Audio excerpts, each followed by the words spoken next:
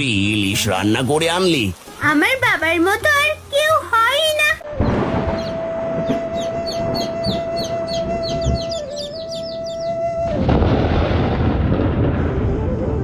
আজ মনে করেছিলাম কাঁথাটা সেলাই করে উঠবো, সেটা কেমন করে হবে? আকাশটা হঠাৎ এমন কালো মেঘে ঢেকে যাচ্ছে, বৃষ্টি এলো বলে। মা, তাড়াতাড়ি জ্বালানি আর মুরগিগুলো তুলে ফেলি, তুমিও আমার সাথে আসো।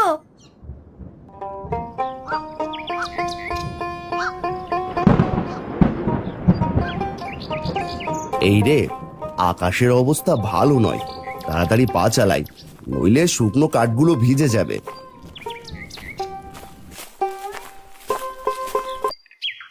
মহাজন, অনেক কাঠ কেটেছি, এদিকে বৃষ্টি আসতে পারে যে কোনো সময়।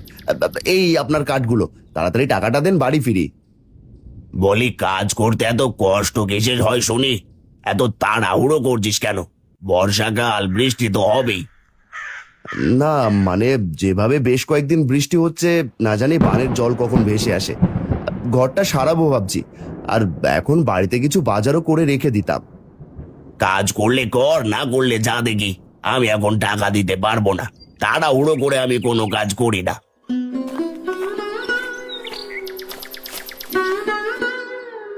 সে সারাদিন কাজ করে দুবেলা খাবার খাওয়ার জন্য। তুমি যদি টাকা না দাও তাহলে সে কেমন করে চলবে? হারানকে টাকাটা দিয়ে দাও গো। আরে, হারানের কাছে তো এমনিতেই টাকা পাবো, তুমি যখন বলছো ঠিক আছে গিন্নি। এই নে, আজকের টাকাটা রাখ। অনেক বড় উপকার হলো মহাজন, তবে এবেলা আমি আসি।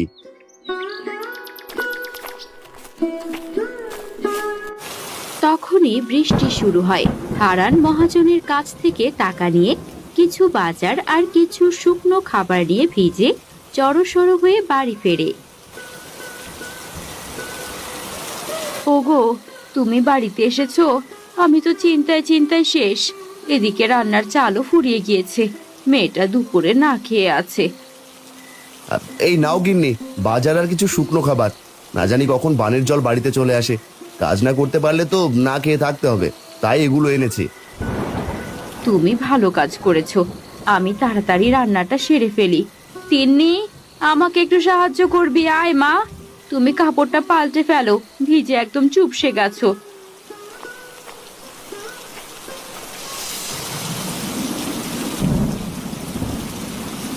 মা, জাল তো বারবার নিভে যাচ্ছে বাতাসের জন্য।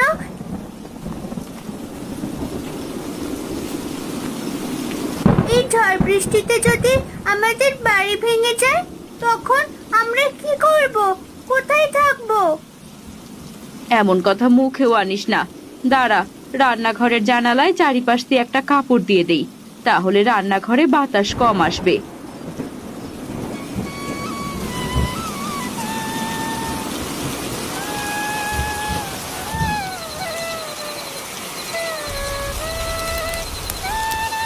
বাহ, তোমার মাথায় দেখি খুব বুদ্ধি। এবার আর আগুন নিভে যাচ্ছে না মা।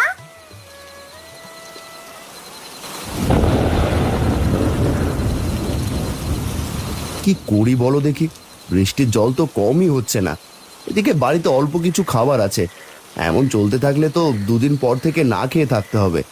বানের জলে গ্রাম তলিয়ে যাবে মনে হচ্ছে। গিন্নি, আমি কাল মাঠে গিয়ে দেখে আসবো আমাদের ধানের কি অবস্থা। বিধাতার কাছে একটাই চাওয়া, বানের জলে আমাদের ধান যেন ডুবে না যায়। ঋণ করে ধান করেছো, ধান তলিয়ে গেলে ঋণ কেমন করে শোধ করবে? বাবা, এখন খেয়ে নাও তো, কাল সকালে গিয়ে দেখে এসো।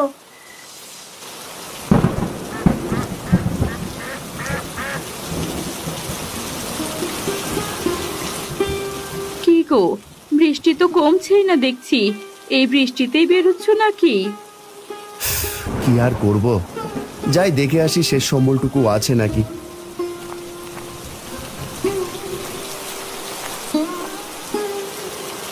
বাবা, এই নাও, ছাতাটা নিয়ে যাও, নয়তো বৃষ্টিতে ভিজে জ্বর করবে তোমার। তুই ঠিকই বলেছিস। গিন্নি, তাহলে আমি গেলাম।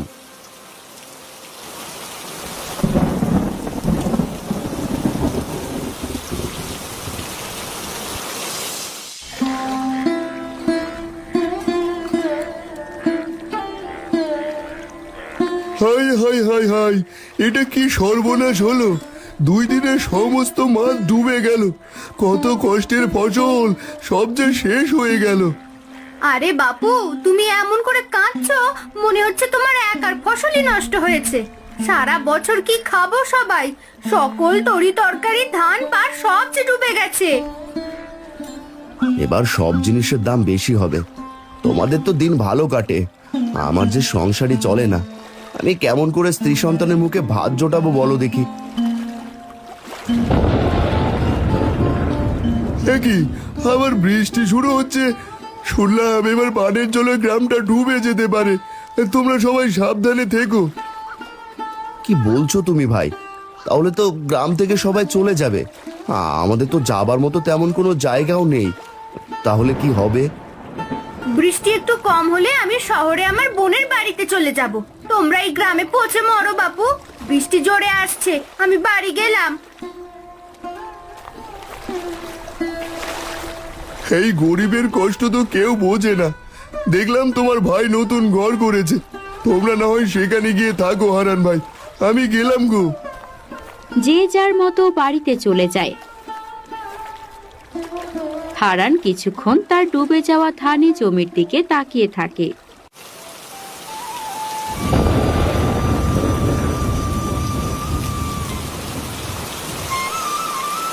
মা, এবার কি করব? কোথায় থাকবো আমরা?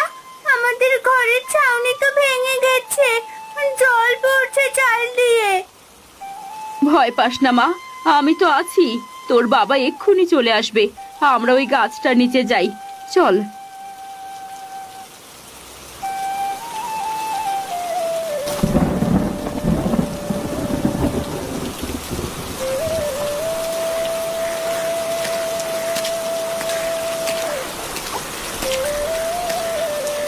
কি হলো গো গিন্নি?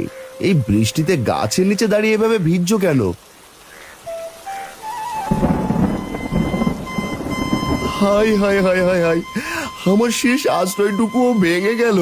ফসল সব জলের নিচে, কি করব এবার?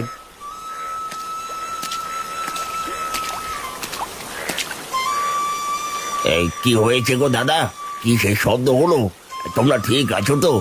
তিনিমা, ভয় পাস না মা, আমরা সবাই আছি। ভাই, আমার ঘরের ছাউনিটা ভেঙে গিয়েছে। তোদের ঘরটা তো কিছুদিন আগে সারিয়েছিস, বেশ শক্ত। আমাদের কিছুদিন জায়গা দিবি? না না, এটা কি বলছেন আপনি দাদা? 2 একের ভেতরে এমন চলতে থাকলে গ্রাম তলিয়ে যাবে। আমরা কোথায় থাকবো নিজেরাই জানি না। আমাদের বাড়িতে আপনাদের জায়গা দিতে পারবো না।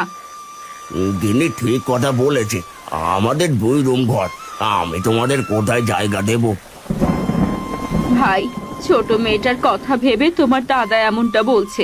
চিন্তা করো না, আমরা কোনো একটা ব্যবস্থা করে নেব। তোমরা ভিজো না, বাড়িতে ফিরে যাও। তুমি ঠিকই বলেছো ভাবি। ওগো চলো, মেয়েটা বাড়িতে একা আছে, তোমার দাদা বৌদি থাকার মতো ঠিক একটা ব্যবস্থা করে নেবে। ওগো, এবার আমরা কোথায় যাব? আমার অসময়ে তো নিজের ভাইও পাশে দাঁড়ালো না। বাবা, আমাদের তো অনেকগুলো কলা গাছ আছে। বানের জলে কলা গাছগুলো তো মারাই যাবে। আমরা বরং কলার পাতা আর গাছ দিয়ে আমাদের ঘরটা সারিয়ে নিই আপাতত। বাহ তিন্নি, তোর মাথায় দেখি খুব বুদ্ধি। ওগো, তুমি তাই করো, আর দেরি করো না। সবাই মিলে সাহায্য করলে তাড়াতাড়ি ঘরটা সারানো হয়ে যাবে। এই মুহূর্তে বৃষ্টির হাত থেকে বাঁচতে আমাদের এটাই করতে হবে। ঠিক আছে, আমি তবে তাই করছি। দেখো গিন্নি, এখানে দাঁড়ানো যাচ্ছে না, বানের স্রোতে ভেসে ঢুকছে। উঁচু জায়গায় গিয়ে দাঁড়াও, আমি কলা গাছ আর কলা পাতা কেটে কোনোভাবে ঘরটা সারিয়ে নিই। হারান বৃষ্টির মধ্যেই কলাপাতা আর গাছ কেটে আনে। এরপর চালে উঠে সুন্দর করে ছাউনি দেয় চারপাশে ঘিরে। বৃষ্টি একটু কমেছে, চালাটাও খুব সুন্দর আর মজবুত হয়েছে। বলি, এক পাশের বেড়া তো ভেঙে গেছে, মাটি দিয়ে ওই জায়গাটুকু উঁচু করি। আর মেঝেটাও, ঘর উঁচু হলে বানের জলে ঘরের ভেতরেও আর যাবে না। মা ঠিক কথা বলেছে। বানের জলে কত সাপ পোকামাকড় আছে, আমার তো ভয় করছে।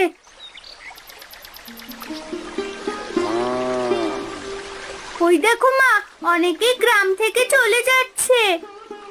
এই দৃশ্য খুবই কষ্টদায়ক রে মা। কেউ কি আর তার বাপ দাদার ভিটে ছেড়ে যেতে মন চায়? আমাদের যে কি হবে সৃষ্টিকর্তাই জানেন।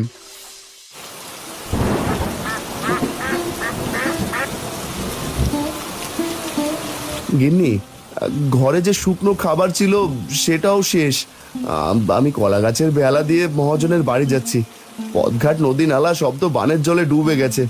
যেদিকে তাকাচ্ছি সেদিকে জল আর জল। কেউ তো কোনো সবজিও বিক্রি করছে না।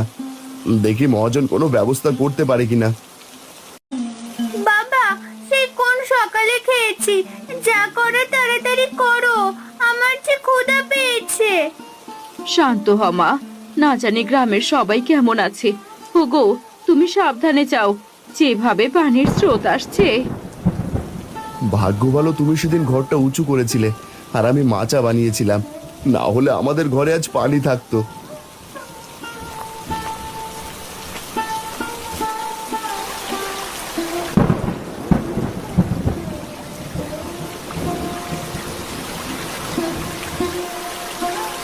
সেই সকাল থেকে বানের জলে মাছ ধরছি, কিন্তু মাছ পেলাম না। বাড়িতে সবাই না খেয়ে আছে, কি যে করব। এ কি ভাই, বানের জলে মাছ কেমন করে পাবো? সারা গ্রামে জল, মাছ না জানি কোথায় আছে।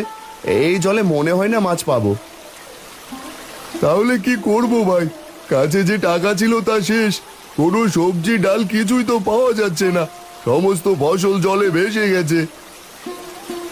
চলো তুমি আর আমি মহাজনের কাছে গিয়ে দেখি তিনি কি ব্যবস্থা করেন। আমার ভেলায় উঠে এসো। দাঁড়াও আনন্দা, জালটা ওই গাছের ডিবায় রেখে যাই। এমনি না খেয়ে মরছি, তোরা আবার এখানে এলি কেন? শোন, আমি কিন্তু কোনো টাকা দিতে পারবো না, আগেই বলে রাখলাম। বরং হারানের কাছে যে টাকা পাবো সেটা আজ নিতে যেতে চাইছিলাম। কি বলছেন মহাজন? আমার কাছে টাকা থাকলে কি আপনার কাছে আসতাম? মহাজন, দয়া করে আপনার টাকা এখন চাইবেন না। সব ধান বানের জলের নিচে। বাড়িতে মেয়েটা না খেয়ে আছে। হায় হায় হায়, আমার পায়ে কি যেন জড়িয়ে আছে। হ্যাঁ, বাঁচাও বাঁচাও, কেউ আমাকে বাঁচাও, আমার খুব ভয় করছে। শান্ত হন মহাজন, একটা সাপ আপনার পাটা পেঁচিয়ে রেখেছে, নড়লেই কামড় দেবে। হারান একটা বড় কাপড় এনে সাপটার মাথাটা ধরে ফেলে।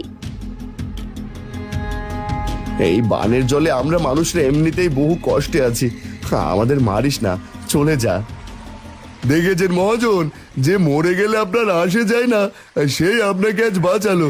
হারান ভাই, এখানে থেকে লাভ নেই, বাড়িতে সবাই না খেয়ে আছে। দেখি কোনো রকমে খাবার জোগাড় করতে পারি নাকি। হারান, তুই আমার জীবন বাঁচালি। তোকে আমি খাবারের ব্যবস্থা করে দিতে পারবো না, কারণ আমার বাড়িতেও শুকনো খাবার ছাড়া তেমন কিছু নেই। তবে তোর কাছে যে টাকা পাই সেটা আমাকে কিছুদিন পরে দিস, সুদ দিতে হবে না। এইগুলো তুই নিয়ে যা, তোর মেয়ের কিছুটা হলেও পেট ভরবে। বড় উপকার করলেন আমাকে মহাজন, আজ আসি তবে। কি গো, খাবারের ব্যবস্থা করতে পারলে? তোমার মুখে এমন চিন্তার ভাঁজ কেন? এই অল্প কিছু শুকনো খাবার ছাড়ার কোনো ব্যবস্থা করতে পারিনি। তিনিমা, তুই এই খাবারগুলো খা।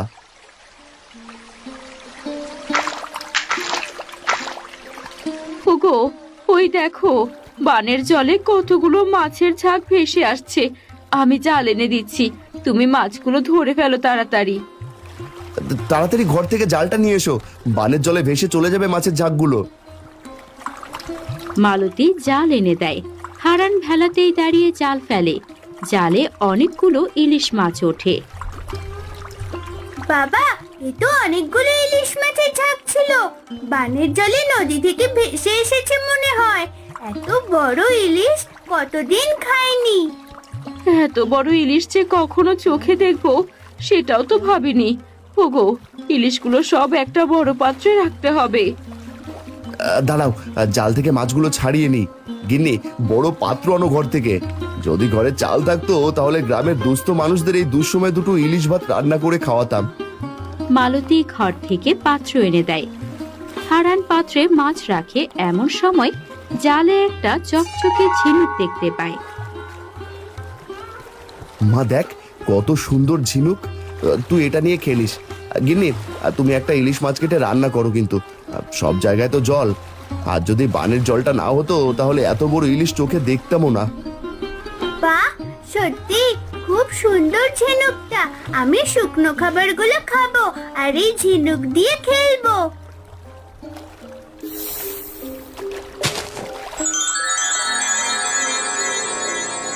ওগো, এত আলো কোথা থেকে আসছে? ওই তো ঝিনুক থেকে আসছে।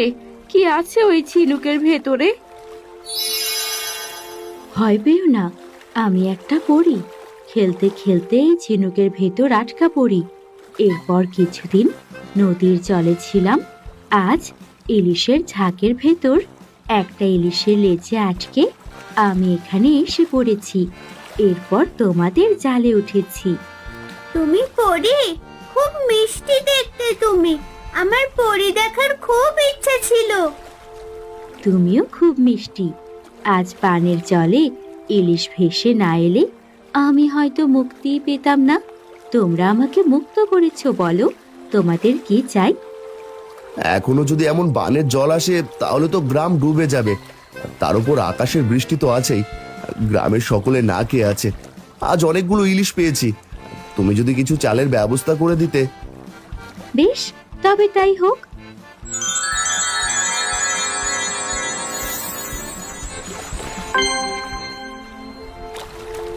এই হাড়ি থেকে যত চাউল নাও না কেন, এই হাড়ির চাউল শেষ হবে না। তুমি চাইলে এখান থেকে চাউল নিয়ে ব্যবসাও করতে পারবে। তবে সৎভাবে তোমাকে ব্যবসা করতে হবে। আর এই নৌকা দিয়েছি, যতদিন বানের জল থাকবে ততদিন সবাইকে খাবার দিয়ে তুমি সাহায্য করবে। বানে ভেসে আসা ইলিশ ঝাঁক ধরেছ, সেগুলো বহুদিন চলে যাবে। তুমি বড্ড উপকার করলে পরি। আমি আসি, তোমাদের কথা সারা জীবন মনে থাকবে। তুমি আবার এসো কিন্তু। তুমি অনেক ভালো গো। তুমি অনেক ভালো। বিদায়। ওগো, আমাকে তো অনেক মানুষের জন্য রান্না করতে হবে। কোথায় রান্না করি বলো দেখি? কলার ভেলা এখানে বেঁধে দিচ্ছি। কলার ভেলার উপরে চুলা বানিয়ে রান্না শুরু করো। আমি হাঁড়ি থেকে চাল নিয়ে ধুয়ে দিচ্ছি। বানের জলে ভেসে আসা ইলিশের ঝাঁক আমাদের ভাগ্য বদলে দিল।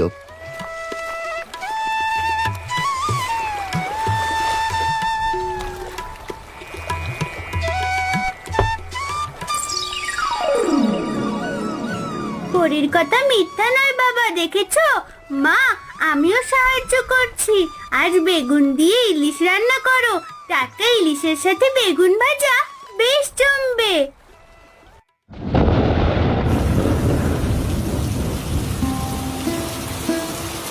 এ গিন্নি, এভাবে আর কদিন যাবে? আমরা না হয় না খেয়ে থাকতে পারবো। মেয়েটার কি হবে? আমিও তাই ভাবছি। এই বানের জল আর বৃষ্টি আমাদের সব শেষ করে দিল। কোথাও যে বেরোবো তারও কোনো উপায় নেই। আসি গিন্নি, মাতিননি। চল সবার প্রথমে তোর কাকাদের বাড়িতে যাই। না জানি তারা কেমন করে দিন কাটাচ্ছে। হাজার হলেও তো ভাই।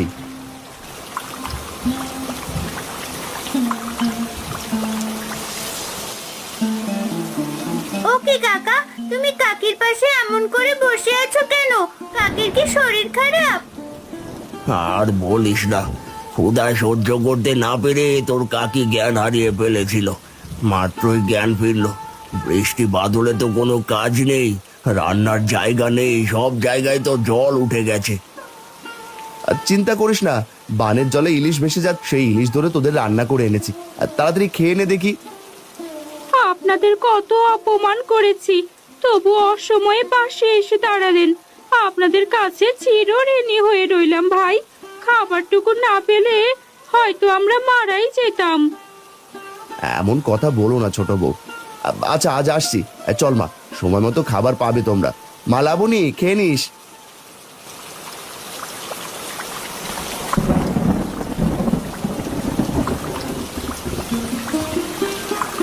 কিরে ভাই, এখনো মাছ ধরছো দেখে এই বৃষ্টিতে ভিজে?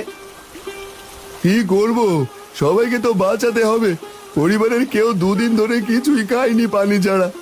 এবার মনে হয় সবাইকে না খেয়ে মরতে হবে গো। কেঁদো না গো কাকু, না খেয়ে মরতে হবে না। বানের জলে ইলিশের ঝাঁক ভেসে এসেছিল, সেই ইলিশ দিয়ে আমরা সবার জন্য খাবার এনেছি রান্না করে।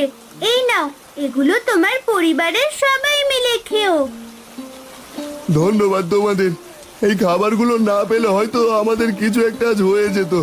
আজ আমি যাই, বড্ড উপকার করলে তোমরা আমার এই অসময়ে। তোমার সাথে দেখা হলে কত বড় বড় কথা বলি, আচ্ছা তুমি খাবার এনেছো বাবা? কি বলে যে ধন্যবাদ দেব তোমাকে। চলে যেতে চেয়েছিলাম গ্রাম ছেড়ে, কিন্তু এত বৃষ্টিতে বের হতে পারিনি। গরু ছাগল সব মরে গেছে। চিন্তা করো না বৌদি, দেখবে সব আবার ঠিক হয়ে যাবে। আমি আসছি, এখন থেকে যতদিন বৃষ্টি বানের জল থাকবে আমি ততদিন সবাইকে খেতে দেবো। আসি এবার। তো তুই ইলিশ রান্না করে আনলি? আসলে এই গরিবের মন বড়। আজ দুদিন কিছু খায়নি ভাই। তোর গিন্নিমা তাদের বাড়ি গেছে বেশ কয়েকদিন ধরে। বিপদে আপদে মানুষ মানুষের পাশে দাঁড়াবে, এটাই তো নিয়ম মহাজন। আপনি কত সময় কত কটূক্তিই করতেন, আমি কিছু মনে করিনি। আজ আপনাকে এই দুর্দিনে সাহায্য করতে পেরেছি, এতেই আমি ধন্য। তোর উপর আজ আমি অনেক খুশি হয়েছি, সত্যিই তুই মহৎ। এই জন্যই তো বলি, আমার বাবার মতো আর কেউ হয় না। আমার বাবা আমার হিরো। পাগলি মেয়ে আমার।